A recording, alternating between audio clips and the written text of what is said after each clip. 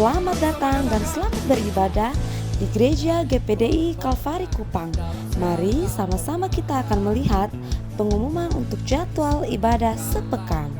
Oleh kuasa dan keala pihak kita siapa dapat melawan kita lebih dari pemenang, lebih dari pemenang, pemenang dalam segala perkara.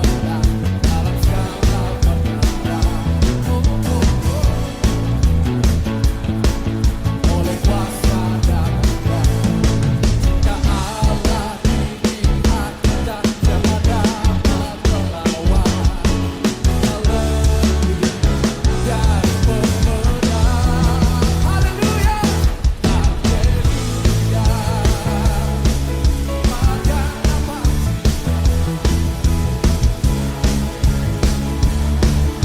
Kami juga mengucapkan selamat datang untuk para jemaat yang baru pertama kali bergabung di Gereja GPDI Kalvari Kupang. Sampai jumpa di ibadah-ibadah selanjutnya ya. Tuhan Yesus memberkati. GPDI Kalvari, sekali Yesus, tetap Yesus. Haleluya. Dapat saya kita mengakhiri tahun ini dengan jadi pemenang. Amin. Katakan bersama. Jadi Yesus kemudian masuk ke bagian Yeriko yang bagus, yang mewah. Tempat para pejabat tinggal, tempat orang-orang kaya dan bangsawan ada di sana. Kalau di Yeriko yang pertama menggambarkan orang-orang yang membutuhkan, orang-orang yang perlu pertolongan. Bartimeus menjadi perwakilannya. Bahkan keadaan Bartimeus mewakili satu kemiskinan sistemik yang absolut. Tidak bisa dia bangkit sendiri, tidak bisa dia keluar dari persoalannya sendiri. Miskin, buta lagi. Dan bagi Bartimeus ada Yesus. Dan memang Bartimeus punya persiapan hati yang tepat. Walaupun mata tidak menunjang tapi telinga mendengar ada Yesus. Dan dari pendengaran akan adanya Yesus menumbuhkan iman. Sehingga ketika Yesus lewat dia berteriak, "Anak Daud, tolonglah aku, sembuhkanlah aku, kasihanilah aku." Persiapan hati yang luar biasa. Ingat, iman timbul dari pendengaran akan firman. Kiranya saya dan saudara terus bertumbuh dalam kebenaran. Amin. Iman kita bertumbuh karena kita dengar firman Tuhan.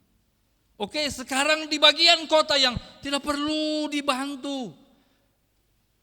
Mereka tidak mengenal jalan proposal, mereka tidak mengenal meminta-minta. Di bagian kota yang bagus dan diwakili oleh seseorang bernama Sakeus. Ayat 2 saya baca. Di situ ada seorang bernama Sakeus, kepala pemungut cukai.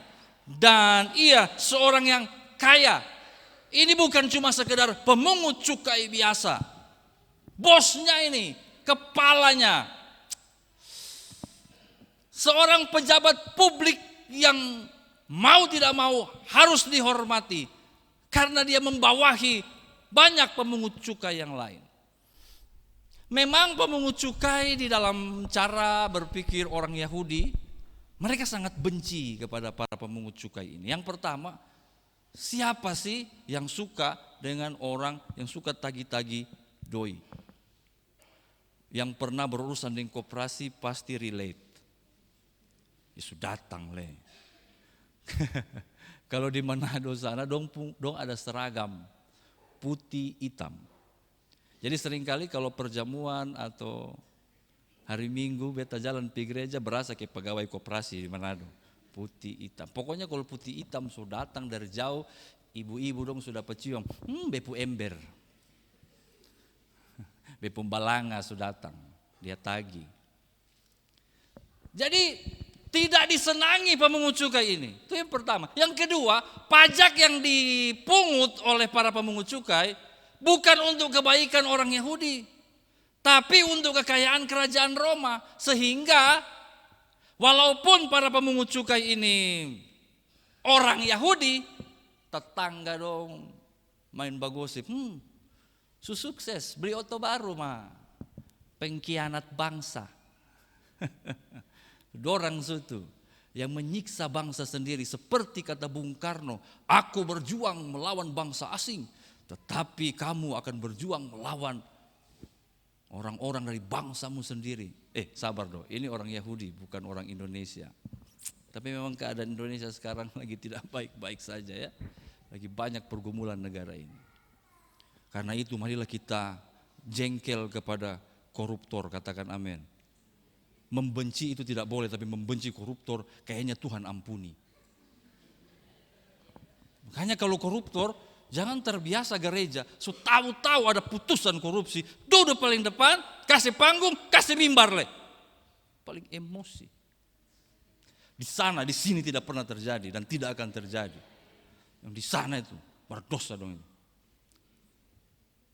Agak emosi sedikit. Indonesia lagi begini nih. Bapak Ibu berdoalah untuk negara ini. Haleluya. Kenapa beta sampai situ? Pokoknya ada Sakeus, pemungut cukai, kepala bosnya. Dan ada highlight dari Lukas di ayat 2 bagian terakhir. Ia seorang yang kaya. Apa pemahaman kita untuk kalimat ini? Dia tidak perlu apa-apa. Dia tidak butuh apa-apa. Dia sudah cukup dengan dirinya karena kaya. Secara status sosial dia pejabat tinggi. Secara harta benda dia banyak. Apalagi yang perlu. Tidak seperti Bartimeus yang perlu uluran tangan. Sakeus aman.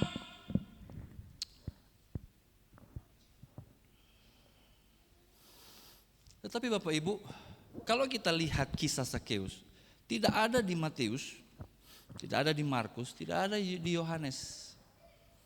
Dia cuma ada di mana? Lukas. Kenapa Lukas harus menuliskan ini? Dengar baik-baik. Lukas waktu menulis Injilnya, ini sebenarnya satu buku pribadi. Beda dengan Matius yang menulis untuk orang-orang Yahudi. Beda dengan Markus yang menulis untuk gereja mula-mula. Beda dengan Yohanes yang menulis sebagai seorang uskup di Efesus untuk memberitakan tentang Yesus kepada jemaat dan kepada hamba-hamba Tuhan yang dia bawahi. Tapi kalau Lukas dia menulis ini sebagai buku pribadi kepada seseorang yang bernama Theophilus. Pak Roy? Kepada Pak Roy. Kepada seseorang yang bernama Theophilus, orang Yunani. Yang kalau kita telisik latar belakangnya, Theophilus ini orang berada. Orang yang sudah mapan. Nah, seringkali orang-orang yang sudah mapan, yang sudah sukses, bisa saja, terus tegang tunggu ini, bisa saja tidak merasa butuh Tuhan.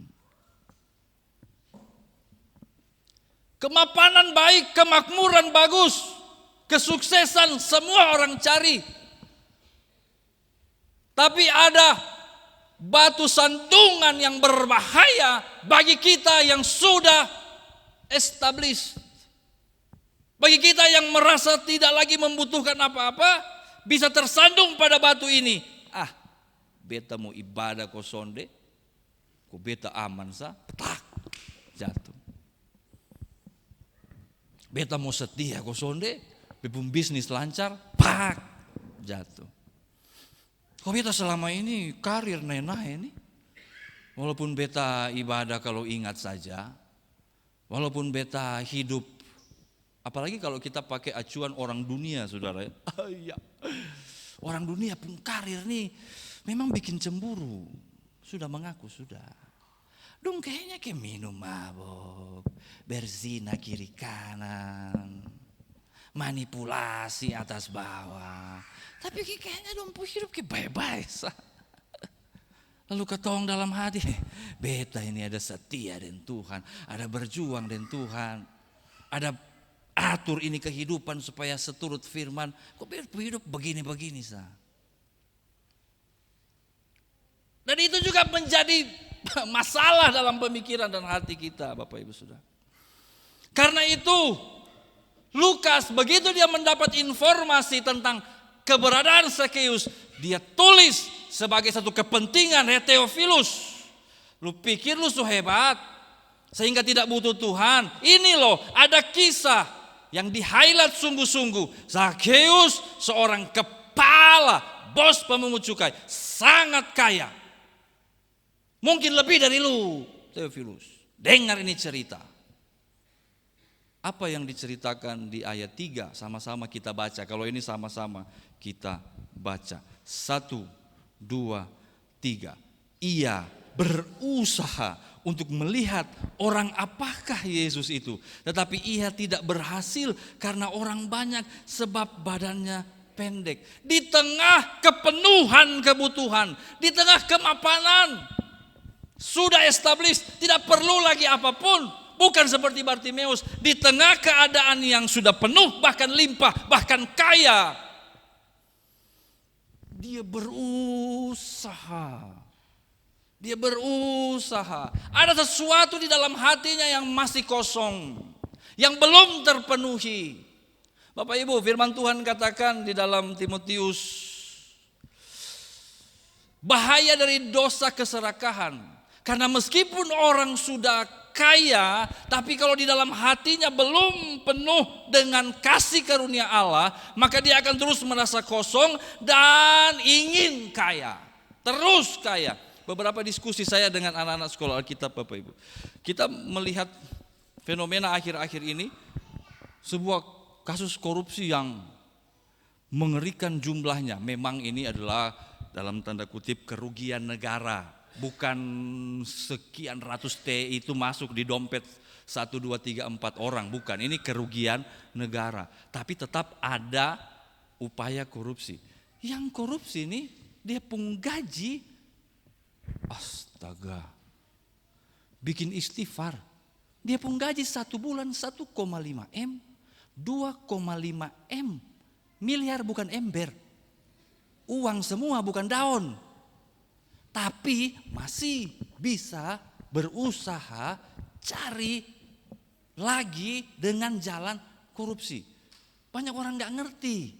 Sehingga orang dulu bilang, wow, supaya tidak korupsi, para pejabat yang dekat dengan tempat-tempat basah kasih naik gaji. Nggak ada guna ternyata. 2,5 M 1 bulan. Kalau dia tukang makan kerupu,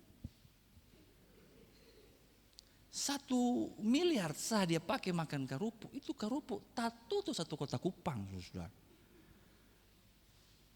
Beta dari kecil itu, beta pun bapak kasih satu doktrin di dalam kepala. Karena kan anak-anak kecil dulu baku-baku lawan tuh. Beta punya, ya namanya anak kampung ya, beda ketong pun baku lawan. Ketong dulu begini, beta pun bapak ada sawah. Minta maaf. Yang satu lawan, bepung bapak pun sawah, di bawah ada sungai. Oh, beta orang kaya, Bapak saya lihat itu, fenomena itu, dan dia ajak panggil, dia bilang, dong orang kaya, iyo, ketong orang Kristen, tahu.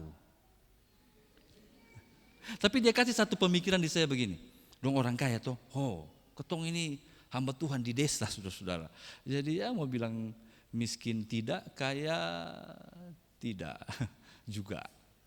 Jadi memang setengah mati kalau di tengah itu. Kayak bingung, tidak ada identitas. Betul Bapak bilang gini, sekaya-kayanya orang dia makan 1 hari 3 kali. Berpikir betul. Tapi kalau mau tambah, sekaya-kayanya orang dia makan 1 hari 5 kali. Betul. Lu mau tambah dari 5? Oh, sonde. Nah itu sama satu. Akhirnya saya dengan pemikiran kekayaan diukur dari jumlah berapa kali makan 1 hari.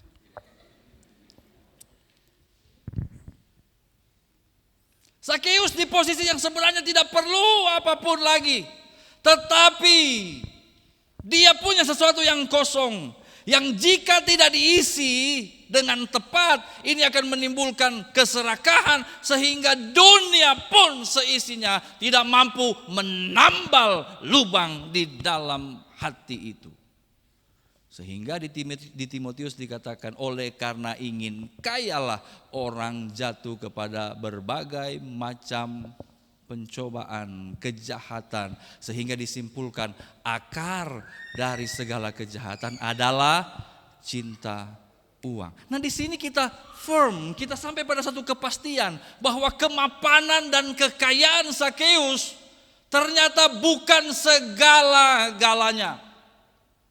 Saya ulang, kemapanan dan kekayaan Sakeus secara sosial maupun ekonomi bukan segala-galanya. Dan saya mau beritahu bagi saya dan saudara, apapun yang engkau miliki itu bukan segala-galanya. Kalau engkau masih merasa di sudut hatimu ada yang kosong, ada yang belum dipuaskan, maka engkaulah orang itu yang belum beres, yang belum tuntas. Dan ketika Sakeus mendengar kabar-kabar tentang Yesus, ketika Sakeus mendengar cerita tentang pengajaran Yesus, kembali lagi ya pendengaran, di dalam hatinya mempertimbangkan, ini Yesus nih, ini guru yang berbeda, pengajarannya penuh kuasa, perjalanannya penuh mujizat. Apakah ini yang akan memuaskan hatiku? Apakah ini yang akan membebat hatiku? Apakah ini jawaban untuk setiap pencarianku? Apakah ini sehingga ketika didengar kabar Sakeus, Yesus akan lewat di Yeriko, maka dia berusaha. Dia berusaha untuk melihat orang apakah Yesus itu. Ada satu frase, saya tidak suka pakai bahasa asli dalam khotbah, tapi saya pakai karena ini frase yang unik. Poios estin Yesus. Artinya, dia itu ingin mencari tahu siapa sebenarnya Yesus itu. Dia tidak puas dengan apa kata orang. Dia tidak puas dengan selentingan kabar. Tidak puas dengan dia pembantu ada cerita pernah ikut salah satu KKR-nya Yesus. Dia tidak puas. Dia ingin cari tahu secara langsung, mengalami siapa sebenarnya Yesus itu. Ungkapan Poios estin Yesus menunjukkan Sakeus bukan cuma ingin tahu, tapi tertarik untuk melihat dan mengalami Yesus secara pribadi.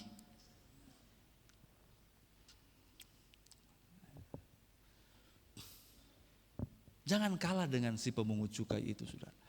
Saya berulang kali mengkritik ini.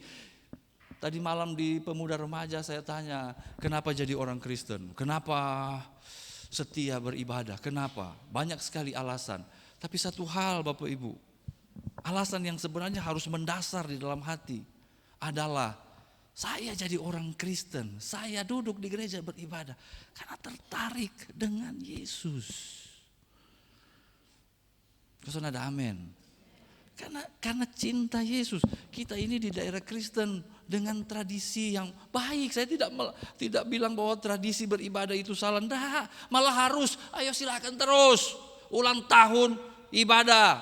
Tatoki juga ibadah pi. Dalam rangka Tatoki Kalmaring makanya beta bikin ibadah rayon. Enggak pi. Syukuran segala macam silakan. Tapi saudara kembali ke esensinya. Kembali ke esensinya, tertarik dengan pribadi Yesus. Jangan sampai ini saudara yang hilang dari kita. Salah satu lagu kesukaan saya, kalau saya nyanyikan dalam banyak situasi sulit. Ya akhirnya sulit juga baru keluar itu lagu ya. Kalau lagi happy, anugerahmu mempesonaku. Tapi kalau lagi sulit, Yesus yang termanis buat jiwaku, buat jiwaku, buat jiwaku. Yesus yang termanis buat jiwaku, ku cinta selama. Memang ada magnet Yesus itu, tertarik kita dengan dia. Sehingga walaupun Zakeus menghadapi persoalan yang sulit sekali untuk diatasi, badannya pendek. Tak tutup dia orang-orang yang kita bisa bayangkan seorang kepala pemungut cukai. Beta mau lihat tuh. Nah, pas ada satu orang yang dia baru tagih kemarin. Itu orang-orang sana begitu memang kelakuan. Dia baptisat ada yang, ini yang dia utus dia po anak buah kok rampas bepung kuda. Rasa. Lu menang di doya, beta menang di tinggi. Lalu muncullah adegan yang paling terkenal di anak-anak sekolah minggu ayat 4. Maka berlarilah ia mendahului orang banyak, lalu memanjat pohon ara untuk melihat Yesus yang akan lewat di situ. Zakeus naik ke atas pohon. Kemana sih lagu? Zakeus, orang pendek, kecil betul dia. Pohon ara hendak melihat Yesus, ayat 5 supaya sambung dengan lagu. Ketika Yesus sampai ke tempat itu, ia melihat ke atas dan berkata, Zakeus, segeralah turun, sebab hari ini aku harus menumpang di rumahmu. Saudara, ketertarikan kita dengan Yesus tidak pernah bertepuk sebelah tangan. Ketika engkau mau mencari Yesus, sebenarnya, dengar baik-baik ini prinsip, sudah terlebih dahulu dia mencari engkau. Kasih karunia itu mendahului. Di saat kita berdosa, di saat kita hina, di saat kita memberontak kepada Tuhan, di saat itu Tuhan sudah mengasihi kita. Duluan dia. Dan seringkali sekian masa lamanya cinta Tuhan tidak berbalas. Cinta Tuhan bertepuk sebelah tangan, tapi dia tunggu karena dia mencintai saya dan saudara. Dia tunggu kapan Hitrewa punya ketertarikan denganku. Aku sudah mencintai dia dengan cara memberikan nyawaku di atas kayu salib untuk penebusan ini orang satu ini. Aku cinta dia, tapi dia tidak tertarik kepadaku. Dia berjalan ke arah kebinasaan, tapi dengan setia dia menunggu. Dan di momen Zakeus punya ketertarikan, dia tidak pernah ditolak oleh Tuhan. Dia di atas pohon ara dan Yesus berkata, Zakeus turun, hari ini aku mau menumpang, aku harus menumpang di rumahmu. Bapak ibu saudara yang diberkati Tuhan, engkau cinta Tuhan? Haleluya, haleluya. Maka Tuhan telah terlebih dahulu mencintaimu. Dan dia menunggu momen di mana kita bisa bertemu. Dan dia berkata, aku harus datang ke rumahmu. Aku harus menumpang di rumahmu. Aku harus pergi kepadamu. Itu cinta Tuhan luar biasa. Ayat 6. Lalu Zakeus segera turun, menerima Yesus dengan sukacita. Banyak yang nyinyir saudara di ayat 7. Tetapi semua orang yang melihat hal itu bersungut-sungut katanya. Ia menumpang di rumah orang berdosa. Bapak ibu saudara yang diberkati Tuhan, tolong budaya ini, kebiasaan ini habiskan, selesaikan di gereja. Jangan pernah ada. Katakan amin. Bilang kiri kanan, jangan terlalu nyinyir. Ini memang kompatibel dengan daging, saudara. Katong itu senang sekali membicarakan orang lain di belakang. Atau bersungut-sungut atas keberhasilan orang lain. Lihat tuh, lihat dia tuh, beli oto baru. Tuyul. Orang pun baik, orang pun berkat baru kesimpulan tuyul dari mana lu ada lihat. Itu rumah makan pun rame lah. Kau makan di situ enak. Maka kalau bawa pulang son enak. Kayaknya dong ada taruh apa kok di kuah tuh. Lu belum pernah lewat jam 6 pagi nah. Waktu dia masih masak kuah, ada kuntilanak muntah.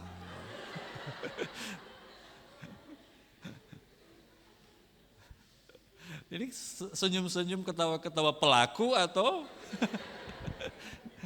terlalu nyinyir. Nah oke lah, nyinyir-nyinyir di luar itu kita tinggalkan, kita bertobat, katakan amin. Tapi ada yang bawa sampai pergi gereja. Mulai itu cari muka dengan Bapak Gembala. Tapi puji Tuhan, selama saya ada di Kalvari, pernah melayani di Kalvari, sadar tentang Kalvari, karena mau tidak mau saya harus sadar, karena 2012 saya menikahi anak dari Gembala, saudara. Selama itu saudara-saudara, saya tidak temukan itu di Kalvari, puji Tuhan. Maksudnya sepengetahuan saya. Yesus seorang rabi besar menumpang di rumah Sakeus. Orang-orang bukannya senang, tapi malah bersungut-sungut. Dia menumpang di rumah orang berdosa. Sudahlah, saya tidak mau bahas lebih panjang soal itu. Bapak Ibu, kita renungkan masing-masing saja. Biarlah urusan orang lain dengan Tuhan itu dong urusan. Katakan amin. Kita jaga hati, tidak bersungut, malah turut senang ketika ada orang yang maju. Amin. Ini yang penting. Saya tutup dengan ini. Ini yang penting. Ayat 8.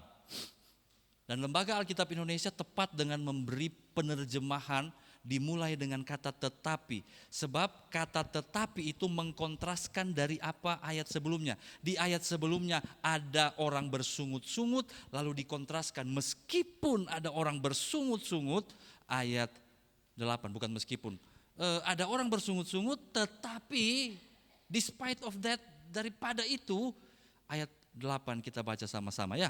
1, 2, 3. Tetapi Sakeus berdiri dan berkata kepada Tuhan, Tuhan, setengah dari milikku akan kuberikan kepada orang miskin. Dan sekiranya ada sesuatu yang kuperas dari seseorang akan kukembalikan 4 kali lipat. Orang yang hanya tertarik ingin tahu Yesus itu seperti apa sih. Daripada beta cuma dengar-dengar besong cerita, beta pengen ketemu langsung seperti apa, orang seperti apa Yesus itu. Ketika ketemu Yesus, transformasi hidup. Berubah total.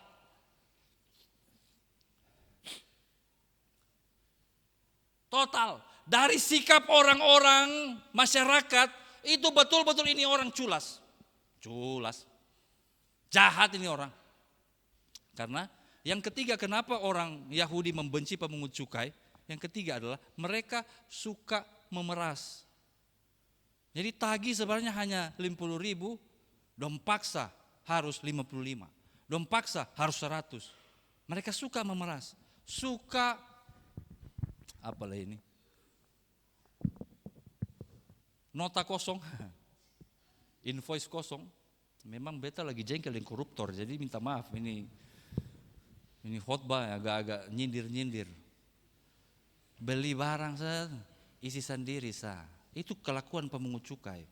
Supaya bisa tulis dia pun jumlah yang dia pun tak lebih masuk di neraka. Haram itu. Pemungut cukai memanipulasi, memeras, culas, ini orang jahat. Tapi saudara, ketemu dengan Yesus, perubahan. Tuhan, setengah dari milik, dia langsung potong setengah nih. Tanya istri dulu. Dia langsung berdiri, setengah dari milikku kuberikan kepada orang miskin. Setengah. Dia pun isi di belakang, darah Tuhan. Siapa ada kasih izin? Sakeus balik, lu diam. Ini beta keputusan iman. Tapi masih ada setengah, puji Tuhan. Belum sampai di situ. Dia pun isi bilang, Tuhan Yesus, apa yang terjadi? Jika sekiranya ada sesuatu yang kuperas dari seseorang, ku kembalikan 4 kali lipat. Luar biasa. Saudara, dia baru ketemu Yesus berapa jam? duduk dengan Yesus. Kalau taruhlah ini cerita ini sampai dong su di rumah, su lagi makan 1, 2, 3 jam. Taruhlah maksimal kalau dong makan lama 4 jam. 4 jam ketemu Yesus, perubahan. Hitrewa ketemu Yesus kapan? Ketemu firman kapan? Berubahnya bagaimana? Transformasinya karmana? Ketong, maaf Bapak Gembala, saya tambah 5 menit. Biasanya saya jam 9 tepat di jam sana saya sudah selesai, tambah sedikit.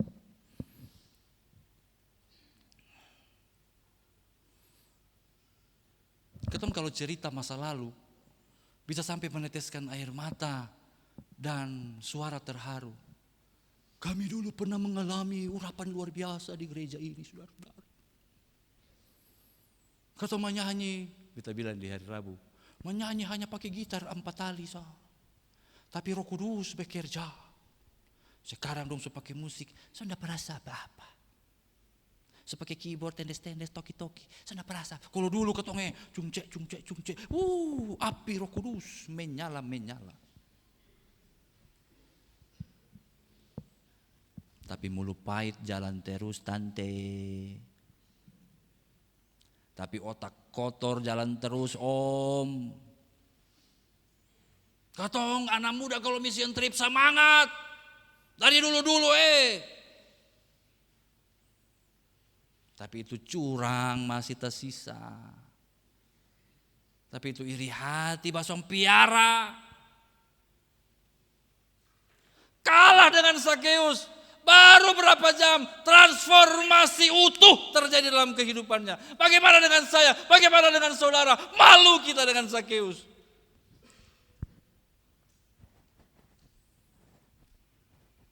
Bahkan banyak hamba Tuhan hari-hari ini makan tidur dengan Alkitab. Makan tidur sambil makan saya baca Alkitab. Sebelum tidur gara-gara terlalu lama baca Alkitab sampai tidur Alkitab tertaruh di kepala. Tapi kelakuan, saudara, dengarin. Peribadatan itu penting. Aktivitas gerejawi itu penting. Tapi itu baru satu bagian. Kehidupanmu sehari-hari, itulah buah kesaksian. Haleluya. Apa yang dirasakan orang dari hidupmu, itu buahnya. Kalau saya ada waktu nanti dapat kepercayaan, saya akan lanjutkan satu bagian yang sudah sempat saya share kepada anak-anak muda tadi malam. Tapi saya tutup saja dengan ayat 9. Mari kita lihat ayat 9. Lukas pasal 19 ayat 9. Haleluya. Ayat 9 dan 10. Saya baca ya. Karena ini ayat-ayat yang penting. Kata Yesus kepadanya, hari ini telah terjadi keselamatan kepada rumah ini. Karena orang ini pun anak Abraham. Ayat 10. Sebab anak manusia datang untuk mencari dan menyelamatkan yang hilang. Akhirnya yang kurang dari hidup Sakeus terpenuhi sudah. Yang selama ini tidak bisa ditutupi dengan harta benda, tidak bisa ditutupi dengan status sosialnya yang tinggi, tidak bisa dipuaskan dengan jabatannya dan kekayaannya. Sekarang lega dia. Karena sebenarnya yang kurang dari hidup Sakeus adalah keselamatan. Dan Tuhan kasih, terima ini keselamatan. Dan orang, saudara, kalau sudah ada keselamatan, damai dia, sejahtera dia, sukacita hidupnya. Coba cek kiri kanan, kalau dia senyum dia punya keselamatan. Puji Tuhan. Kalau dia belum senyum mungkin pasti dia bilang sariawan, apalah pokoknya. Mungkin belum sarapan. Karena orang ini pun anak Abraham, anak manusia datang untuk mencari dan menyelamatkan yang hilang. Saudara, kita belajar banyak ya dari Sakeus. Amin. Mau ada transformasi, saudara. Saya tidak tahu Bapak Ibu datang dengan persoalan apa yang ada dalam hati, kelemahan, kekurangan, pergumulan. Kuncinya satu, tertariklah kepada Yesus. cintailah Tuhan. Maka engkau akan menemui Dia, dan ketika engkau bertemu dengan Tuhan, hidupmu akan diubahkan. Karena pertemuan dengan Tuhan mendatangkan keselamatan. Selamat berbahagia Bapak Ibu Saudara. Tuhan Yesus memberkati. Saya kembalikan kepada Bapak Gembala.